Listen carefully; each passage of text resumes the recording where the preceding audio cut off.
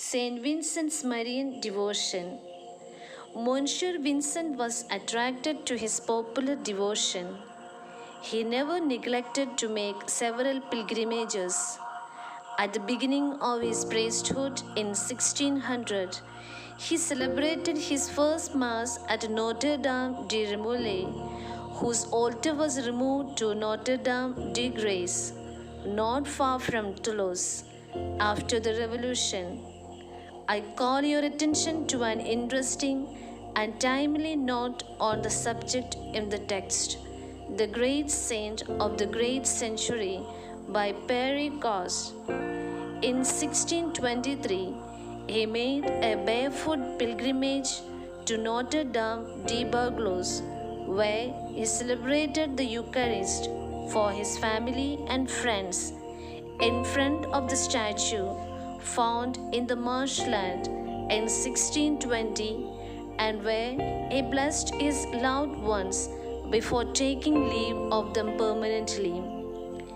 In 1633, he sent Louise de Merlin to Chartres in order for her to offer the newly formed Company of the Daughters of Charity to Notre Dame de Chartres in Crypt Chapel.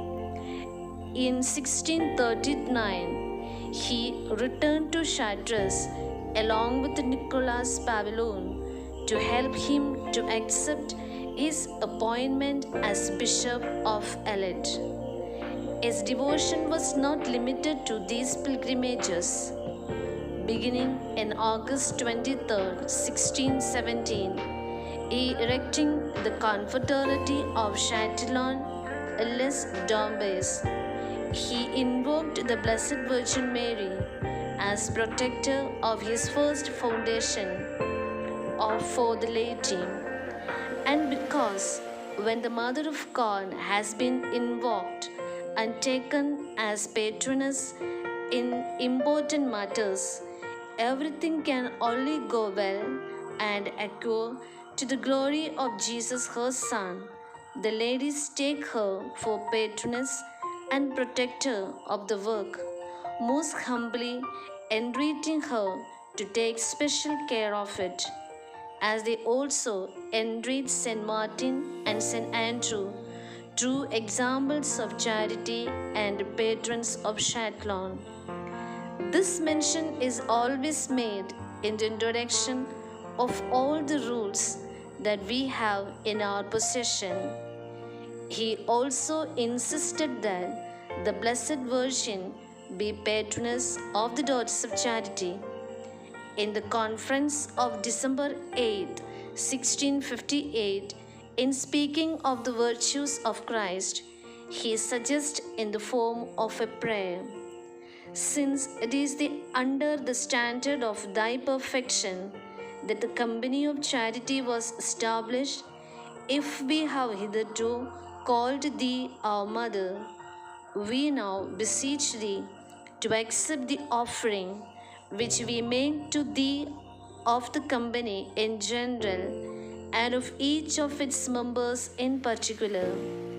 And because thou dost permit us to call thee Mother, and thou art the Mother of mercy, the channel through which all mercy flows, who didst obtain from God, as we may believe, the establishment of this company, be pleased to take it under thy protection.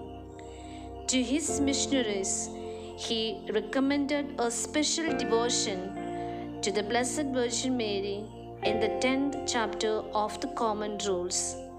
To all he advocated the carrying and recitation of the Rosary, had them recite the Angelus, encouraged fasting on the eve of the feast of the Blessed Virgin, and himself celebrated the solemnities and used the antiphons for these feasts as prayers.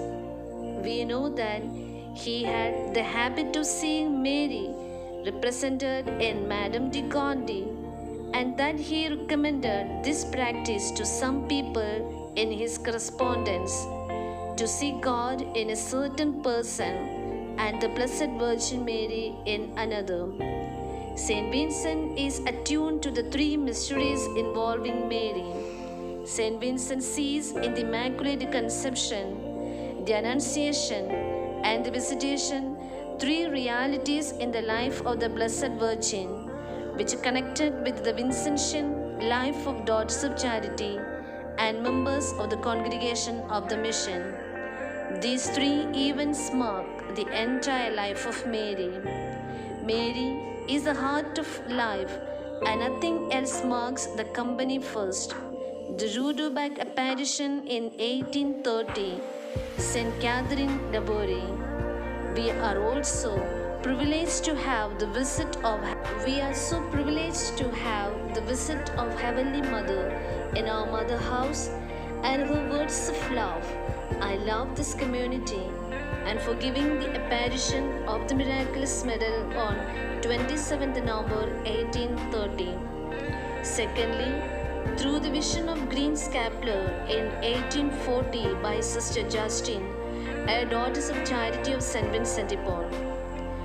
For us today, our imitation of Christ the servant and Mary the servant will be perfect when we are totally given to God for the service of persons who are poor.